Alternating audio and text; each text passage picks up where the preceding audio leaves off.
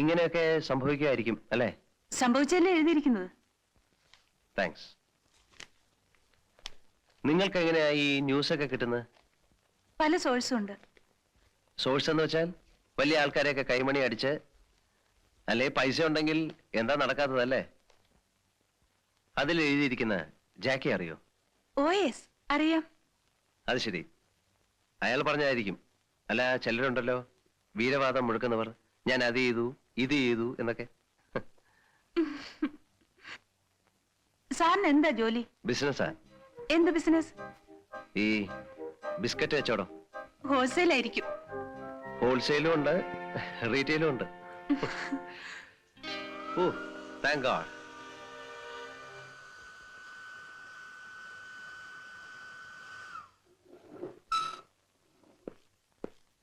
Excuse me, സാറിന്റെ പേര് പറഞ്ഞില്ല. സാഗർ ഏലിയാസ് ജാക്കി. ജാക്കി.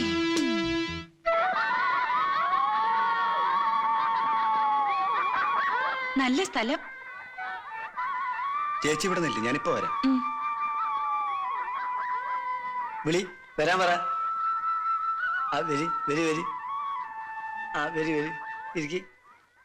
നിങ്ങൾക്ക് ഇപ്പൊ എന്തെല്ലാണ് വേണ്ടത്? എന്തൊക്കെയുണ്ട്? പൗഡർ, പെർഫ്യൂം, സാരി, പലതുണ്ട്. ഒന്ന് കാണട്ടെ. ഇരിക്കുന്നത് നീ നമുക്ക് നായിന്റെ മൻ. നമ്മളെ ലാസ്റ്റാണ്. എന്ത് ചെയ്യും, നല്ല വറാവറില്ല. കുത്തിരിക്കങ്ങള്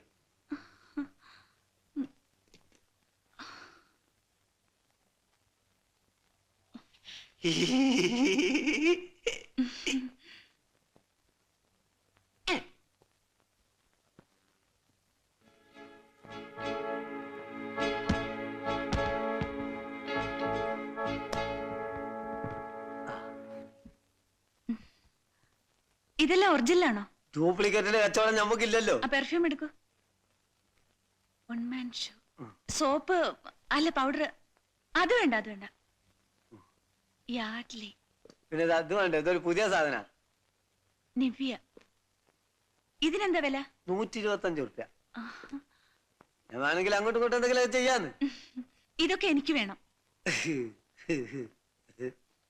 നിങ്ങൾക്ക് ഇതെല്ലാം എവിടുന്നാ കിട്ടുന്നത്? ഇമ്പോർട്ട് ചെയ്യുന്നതാ? ഇമ്പോർട്ടും ഒന്നും എനിക്കറിയില്ല. ഊരുല്ലേ മച്ചുവാ, അറബിന്റെ അവിടുന്ന്. പിന്നെ ചില പഹന്മാര് ദുബായിന്ന് വന്നിട്ട് ഡ്യൂട്ടി എടുക്കാൻ കാശില്ലാതെ കറങ്ങുമ്പോ അവരോട് ചുളു വിലക്ക് കിട്ടണാണിത്. ചുളു വിലക്ക് കിട്ടുന്നാണെങ്കിൽ വില കുറച്ച് തന്നൂടെ? വില കുറഞ്ഞ പ്രശ്നമില്ല, ഫിക്സഡ് റേറ്റാ. അപ്പോഴേ ഈ ഒരു പുറംകടലിൽ വരുമ്പോ മച്ചുവായിൽ പോയി കളക്ട് ചെയ്യോ? അതിന് ഏജന്റുമാരുണ്ട്.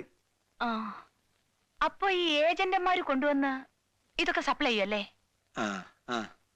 അപ്പോ ഈ ഏജന്റുമാർക്ക് ഒരു തലവൻ ഉണ്ടാവും അല്ലേ? അദ്ദേഹമായിരിക്കും ജാക്കി. അല്ല, നിങ്ങൾ എന്തിനാ ഇതൊക്കെ അറിഞ്ഞത്? സാധനം വാങ്ങാൻ വന്നാ വാങ്ങിപ്പോയ പോരെ, അപ്പം തന്നാ പോരെ, കുയ്യന്നണം. നിങ്ങൾ വനിതാ CID പോലീസ് അല്ലേ? അല്ല അല്ല, നിങ്ങൾ എന്തിനാ ചൂടാവുന്നേ? ഞാൻ വെറുതെ പറഞ്ഞതല്ലേ. അശ്വതി വർമ്മയ്ക്ക് എന്താ അറിയേണ്ടത്?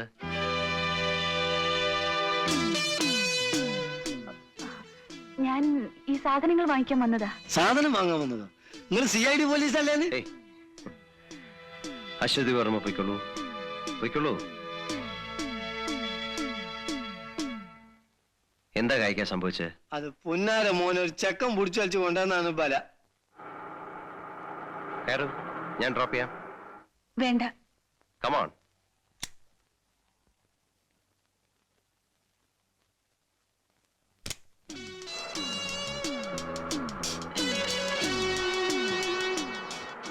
അശ്വതി വർമ്മയ്ക്ക് എന്നെ കുറിച്ചാണ് അറിയേണ്ടതെങ്കിൽ എന്നോട് ചോദിച്ചാൽ പോരെ. അവർ വളരെ സെൻസിറ്റീവാണ്. ഒരു ജേർണലിസ്റ്റിന്റെ ചോദ്യം കേട്ട് സംശയിച്ചെങ്കിൽ അവരെ കുറ്റം പറയേണ്ട കാര്യമില്ല. കായ്ക്ക് നിങ്ങളോട് ഹാർഷായിട്ട് പെരുമാറിയിട്ടുണ്ടെങ്കിൽ ഞാൻ മാപ്പ് ചോദിക്കുന്നു. ഞാനത് അപ്പോഴേ മറന്നു.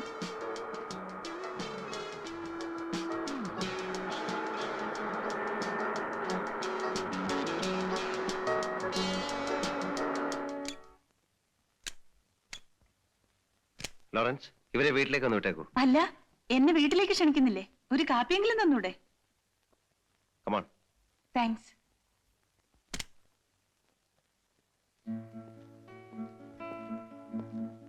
ഇതാണ് എന്റെ വീട്. കൊട്ടാരം എന്ന് പറയുന്നതായിരിക്കും ശരി. Thanks. Excuse me, 1 minute. Oh yes.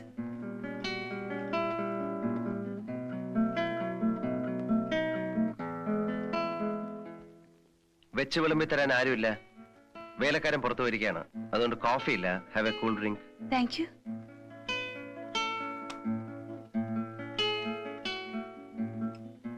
ഒറ്റയ്ക്കാണോ താമസം? അതെ. വേറെ ആരും? ഉണ്ട്. അമ്മ നാട്ടിലാണ്.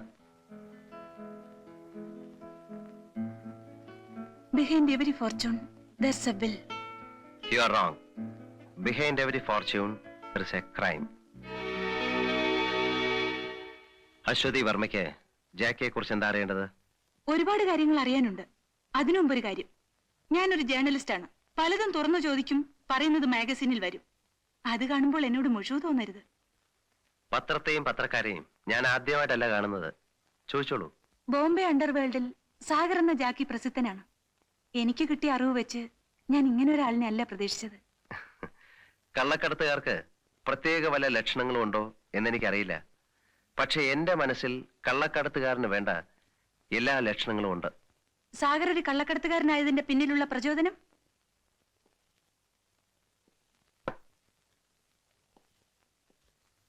ഈ മാഗസീൻസ് നിറയെ നിങ്ങളെപ്പോലുള്ള പത്രക്കാരെഴുതിയ അധോലോക രാജാക്കന്മാരുടെ വീരസാഹസിക കഥകളുടെ അധ്യായങ്ങളാണ്. ഹാജി മസ്താൻ, യൂസഫ് പട്ടേൽ, ദാവൂദ് ഇബ്രാഹിം, വരദരാജ മുതലിയാർ തുടങ്ങിയ അധോലോക രാജാക്കന്മാർക്ക് ദിവ്യപരിവേഷം നൽകി നിങ്ങൾ പ്രസിദ്ധീകരിച്ചിട്ടുള്ള വീരഗാഥകൾ. ചോരത്തിളപ്പും തന്റെ ഇടവുമുള്ള ഒരു ചെറുപ്പക്കാരൻ ഇതൊക്കെ വായിച്ച് അങ്ങനെയൊക്കെ ആയിത്തീരാൻ ആഗ്രഹിച്ചെങ്കിൽ അതിലെന്താ തെറ്റ്?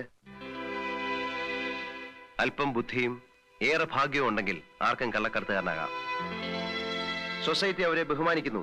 രാഷ്ട്രീയക്കാർ അവരുടെ മുമ്പിൽ ആജ്ഞ സ്വീകരിക്കാൻ ഓച്ഛാനിച്ചു നിൽക്കുന്നു. എന്തിനും തയ്യാറായ അനുയായികൾ. അവർക്ക് അവരുടേതായ ലോകവും നിയമവും. അവിടെ അവരെ ഭരിക്കാൻ ആരും വരില്ല. മറിച്ചെന്തെങ്കിലും സംഭവിച്ചാൽ അവർക്ക് കിട്ടാവുന്ന പരമാവധി ശിക്ഷ A ക്ലാസ് ജയിലും കുറെ പിഴയും.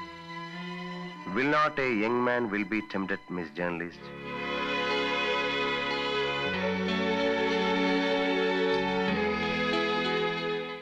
ഞായറാഴ്ച കണ്ണാടി, സൺഡേ മിറർ, ശവം. ആ ശേഖരൻകുട്ടി ജപ്തിയാണല്ലേ? താമ്പോ ഞാൻ അയ്യോ അത് പറ്റില്ല. കയ്യോടെ കൂട്ടിക്കൊണ്ട് ചെല്ലാനാ ശേഖരൻകുട്ടി പറഞ്ഞത്. സോറി, എനിക്ക് അത്യാവശ്യമായി ഒരിടം വരെ പോണം. സാരമില്ല, ഞാൻ പിന്നെ വരാം. അശ്വതിയെ ഞാൻ ഡ്രോപ്പ് ചെയ്യാൻ പറയാം. കമോൺ.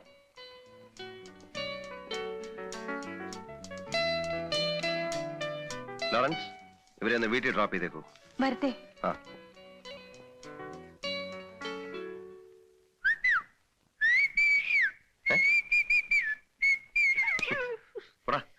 വണ്ടി എവിടെ? വണ്ടി എക്കട ഉന്തി. നിന്റെ ഒരു മുടിഞ്ഞ തെലുങ്ക്. എന്റെ അച്ഛൻ ആന്ധ്രാക്കാരനായി പോയതിന് മതി മതി, ഞാൻ കുറെ കേട്ടതാ. അക്കടെ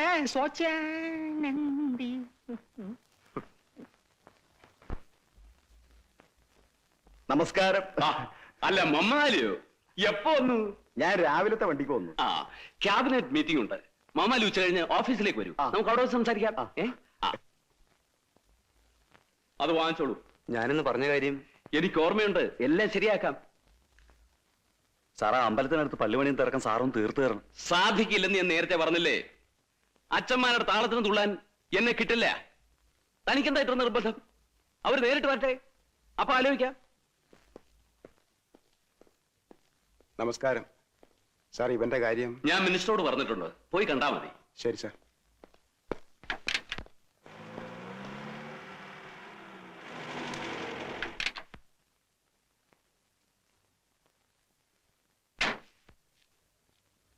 അല്ല, ഇതാര് കോശിയോ? വാ വാ. എന്തൊക്കെ ഉണ്ടോ വിശേഷങ്ങൾ? താൻ ഞങ്ങളൊക്കെ അങ്ങ് മറന്നുവല്ലേ? അതല്ലേ ഞാൻ വന്നത്. വാ.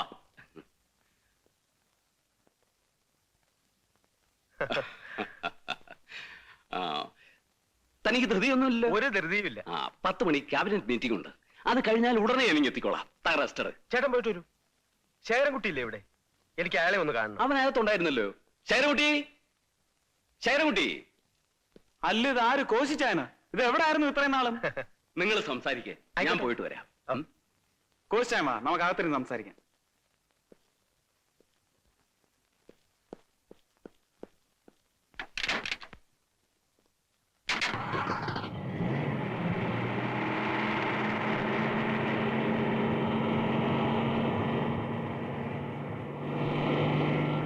ആയ കാലത്ത് ആളും അർത്ഥവും നൽകി ഞാൻ സഹായിച്ചിട്ടുണ്ട് ശേഖരൻകുട്ടിയുടെ അച്ഛനെ. അത് കോച്ചായം പറയണോ? ഇന്ന് ഞാൻ അല്പം ക്ഷീണത്തില. ഇതുവരെ ഞാൻ ഒന്നും തിരിച്ചു ചോദിച്ചിട്ടില്ല. ശേഖരൻകുട്ടി എന്നെ ഒന്ന് സഹായിക്കണം. പറയൂ കോച്ചായ, ഞാൻ എന്താ ചെയ്യേണ്ടത്? ശേഖരൻകുട്ടി, എനിക്കൊരു ബിസിനസ് പ്രപ്പോസൽ ഉണ്ട്. ഗഞ്ചാവ്, ബ്രൗൺ ഷുഗർ, ഹാഷിഷ്, ഹെറോയിൻ അന്താരാഷ്ട്ര വിപണികളുള്ള മയക്കുമരുന്നുകൾ. ഇവിടെ ഗഞ്ചാവ് സുലഭമായി കിട്ടും. അതിനെ ഹാഷിഷ് ആക്കാനുള്ള പ്രോസസ് എനിക്കറിയാം. 1 കിലോ ഹെറോയിന് ഇന്റർനാഷണൽ മാർക്കറ്റിൽ 4 ലക്ഷം രൂപ വില കിട്ടും. നമുക്ക് ചിലവ് 25,000 രൂപയും. 1 കിലോ സ്വർണം വിറ്റാൽ കിട്ടുന്ന ലാഭത്തെക്കാളും 200 ഇരട്ടി. സ്വാഭാവികമായും ലാഭം കൂടുമ്പോൾ റിസ്ക്കും കൂടും, ഒപ്പം ശത്രുക്കളും. അതുകൊണ്ട് പൊളിറ്റിക്കൽ പ്രൊട്ടക്ഷൻ ഇല്ലാതെ എനിക്ക് ഈ ബിസിനസ് ചെയ്യാൻ പറ്റില്ല. അതിന് എനിക്ക് ശേഖരൻകുട്ടിയുടെ സഹായം വേണം. അതുകൊണ്ട് ശേഖരൻകുട്ടിക്കുള്ള ഗുണം 50-50 ഇൻ റിസ്ക് ആൻഡ് കോസ്റ്റ്. പുതിയൊരു ഏർപ്പാടാണ്. എനിക്കൊന്ന് ആലോചിക്കണം കോച്ചായ. നോ, നമുക്ക് ഈ ബിസിനസ് വേണ്ട. എന്താ കാര്യം? Narcotics is a dirty business. സ്വർണമോ മറ്റുള്ള സാധനങ്ങൾ പോലെയല്ല മയക്കുമരുന്ന്. It's a killer drug. ആളെ കൊല്ലി. ലക്ഷക്കണക്കിന് ആളുകളുടെ ക്ഷാമം ഏൽക്കേണ്ടി വരും. എന്ത് ലാഭം കിട്ടിയാലും നമ്മൾ ഈ ബിസിനസ് ചെയ്യില്ല. കള്ളക്കടത്തുകാരനും കരിഞ്ചന്തക്കാരനും സമൂഹത്തോട് എന്ത് ബാധ്യതയാണുള്ളത്? എങ്ങനെയെങ്കിലും 10 കാശുണ്ടാക്കാൻ നേരത്താ അവന്റെ ഒരു ആദർശം. എങ്ങനെയെങ്കിലും കാശുണ്ടാക്കിയാൽ മതിയെങ്കിൽ നമുക്കൊരു കാര്യം ചെയ്യാം. മാമാ പണി ചെയ്യാം. ശരിയാ, ഡീസന്റ് കാര്യം. ഒരാൾ ഒരു പ്രപ്പോസലും കൊണ്ടുവന്നു, നിന്നോട് അഭിപ്രായം ചോദിച്ചു. നിനക്കിഷ്ടമില്ലാത്ത എനിക്കും വേണ്ട. എനിക്കല്ല, നമുക്ക് വേണ്ട.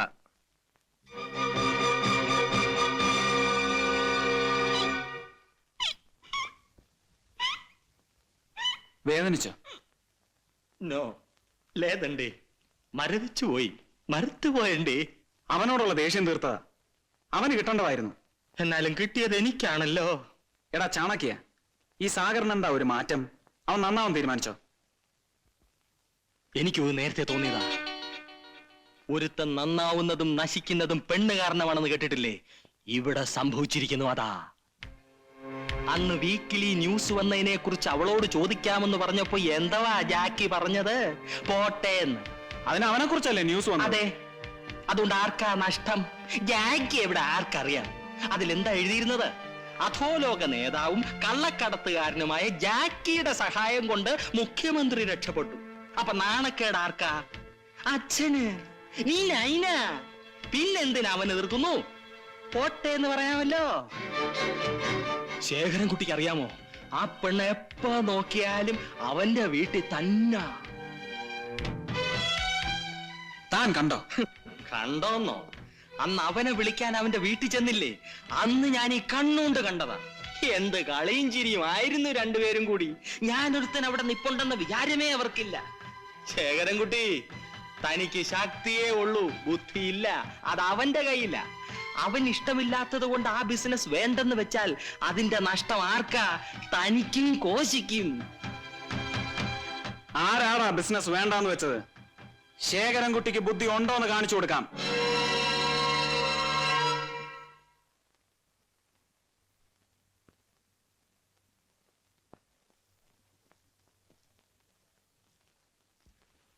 ലോറൻസ്, ഒരു ഗ്ലാസ് എടുക്ക. താനെന്താ വല്ലാതിരിക്കുന്നത്? എന്തു പറ്റി? ചാകര വന്നോ? കസ്റ്റംസുകാര് വല്ല കുഴപ്പമുണ്ടാക്കിയോ? പിന്നെ എന്താന്ന് വെച്ചാ പറയൂ. ശേഖരൻകുട്ടി ചതിച്ചു. ശേഖരൻകുട്ടിയും ആ കിഴക്കൻ ക്രിസ്ത്യാനിയും ചേർന്ന് പങ്കുവച്ചോടം തുടങ്ങി.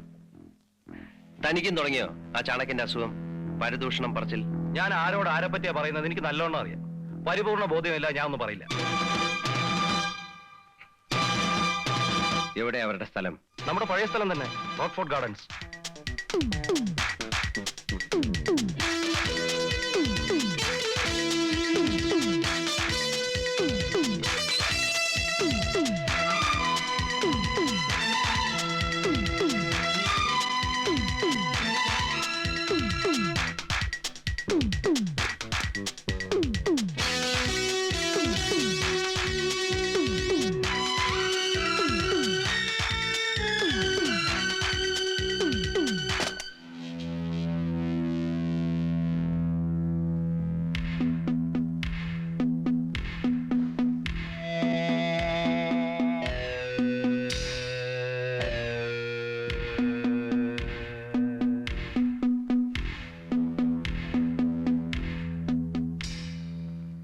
ഈ മീൻ്റെ അകത്തെ പണി കൊള്ളാലോ കോച്ചായ. ഇനി എന്തെല്ലാം പണി കിടക്കുന്നു.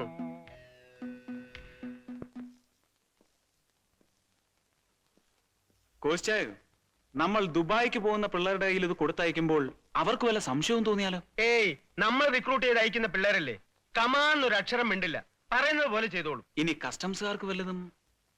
നോർമൽ കേസിൽ ഇതൊന്നും അവർ ചെക്ക് ചെയ്യാൻ പോകുന്നില്ല. ഇനി അഥവാ ചെക്ക് ചെയ്താൽ തന്നെ ശേഖരൻകുട്ടിയല്ലേ കൂടെ ഉള്ളത്. അത് ശരി.